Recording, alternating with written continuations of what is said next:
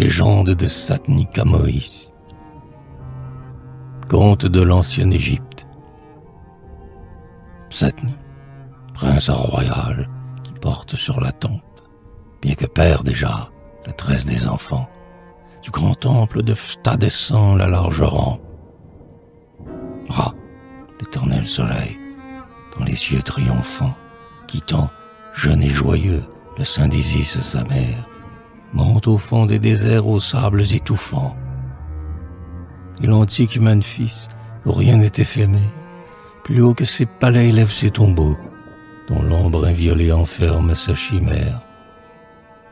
Mais Satni Kamoïs, aux très calmes et beaux, soudain a vu passer sous les brillants portiques une femme aux yeux vifs ainsi que deux flambeaux. Couverte de joyaux figures mystiques et de longs vêtements brodés d'un très grand prix, comme cortège là de nombreux domestiques. Le prince, à son aspect, s'est arrêté, surpris. Ses longs yeux sont si doux, sa bouche si hautaine, qu'un désir invincible entre en ce cœur épris. Il est le fils du roi, la conquête est certaine. Puis ce n'est, après tout, qu'un caprice léger. Il suit la jeune femme en sa marche lointaine. Mon père est cette ville, dit-il, étranger. C'est un homme puissant, grand prêtre de Bubaste. Je suis Pierre. À mon lit, il ne faut point songer. Lui, qui vit dans l'orgueil, dans la pompe et le faste, et qui jamais encore n'éprouva de refus, l'aime pour sa pudeur et sa fierté de caste. Ce fils des pharaons se trouble, tout confus. Son front, qui sera ceint de la double couronne, rougit. Mais il proteste en longs propos diffus. Elle, un éclair aux yeux, sourit, lui pardonne. Ses lourds cheveux tressés tombent sur son col nu. Ses anneaux, en marchant, ont un bruit monotone. Elle dit simplement et d'un air ingénu: je m'appelle Taïa. Viens dans notre demeure. Tu me respecteras, puisque c'est convenu. Lui, sans qu'il va la vaincre ou qu'il faut qu'il en meure.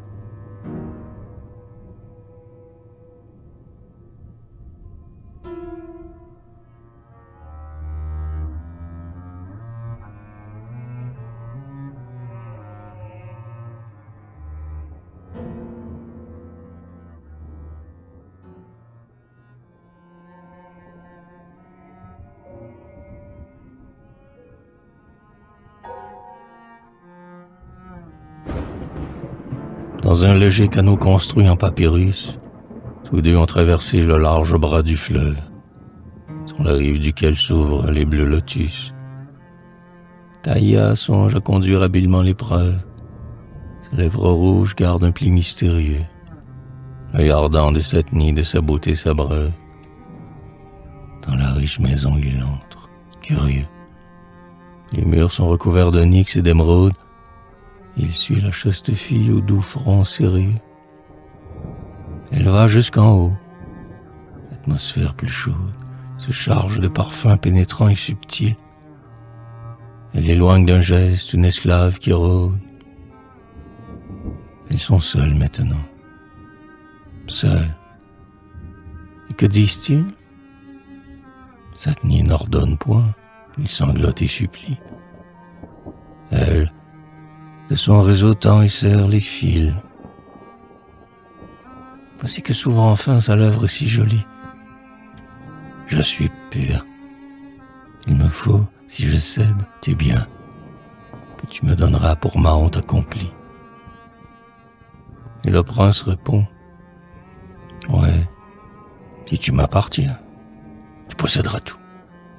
Mon or, mes fines pierres, mes perles, mes émaux, mes coursiers, c'est rien.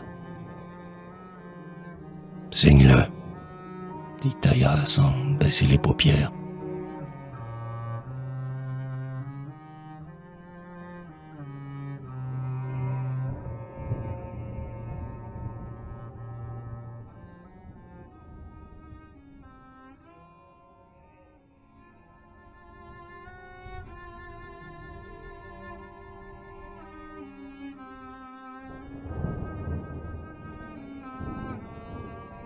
jeune fille a fait préparer un repas. Satni voit ses lenteurs d'un œil triste et farouche. Mais elle rit toujours et ne se livre pas. « J'ai, dit-il, tout à l'heure apposé mon cartouche sur la donation que de moi tu voulais. Viens, ne résiste plus, car j'ai soif de ta bouche. » Elle reprit. « Là-bas, dans tes lointains palais, tu possèdes, je crois, des enfants légitimes. Et les miens, si j'en ai, deviendront leurs valets. » « Non, dit Satni, je puis combler tous les abîmes. Je serai roi, Taïa, je serai maître un jour. Tes fils ne naîtront point pour être des victimes. » Alors Taïa lui fit jurer par son amour, grondant au fond de lui comme un fauve qui râle, qu'il ferait de leur fils des princes à sa cour. Et Satni le jura, les yeux fous, le front pâle.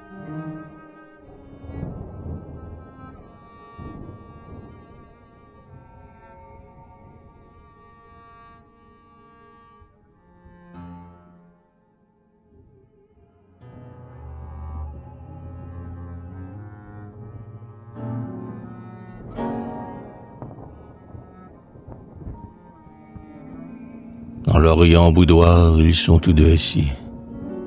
Leurs sièges ont pour pied des griffes de panthère, et dans leur coupe d'or coulent des vins choisis.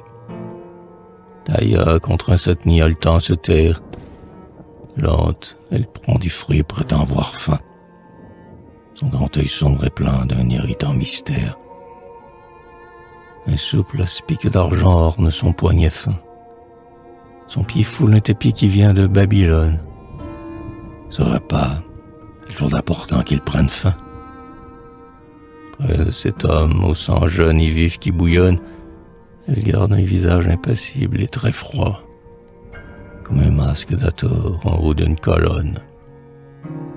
Lui qui souffre, pourtant l'aime ainsi, car elle croit qu'elle ignore encore tout de l'ivresse insensée.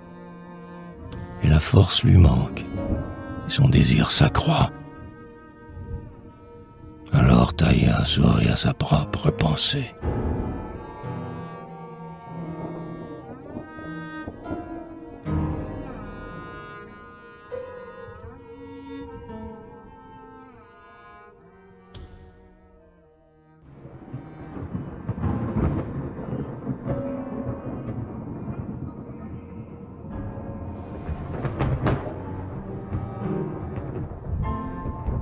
Du jardin, tout à coup, montent des sons joyeux. « Tes enfants, dit Taïa, sont venus de la ville. »« Mes enfants ?» Il tressaille et s'étonne, anxieux. Elle, dont le beau corps cache une âme très vile, c'est qu'enfin le moment décisif est venu, de dompter tout à fait l'amant lâche et servile. Elle ouvre sa tunique et montre son sein nu, puis son bras merveilleux sort de la mousseline.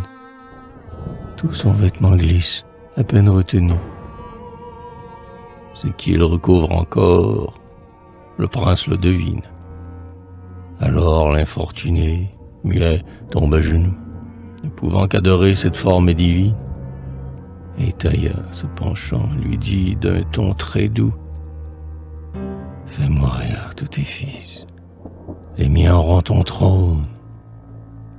Puis ôte, si tu veux, tous ces voiles jaloux. » Il crie, étend les mains comme pour un homo.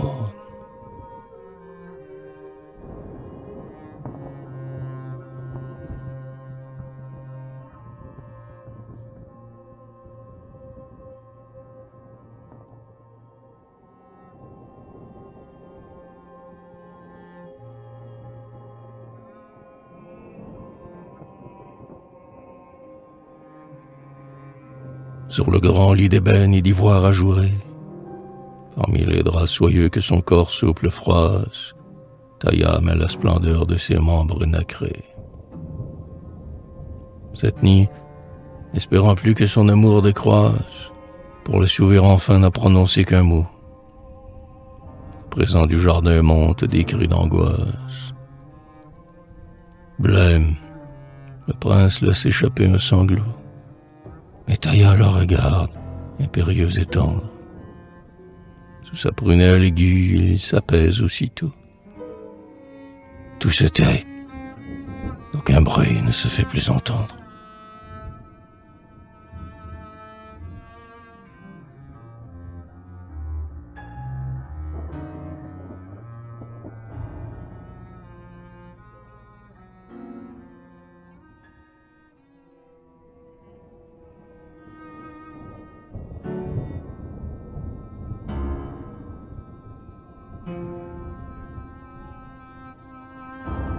C'est ainsi que Setni fit mourir ses enfants, qui portaient comme lui la tresse sur la tempe, pour la femme qu'il vit, sous les cieux triomphants du grand temple de Phta gravir la large rampe.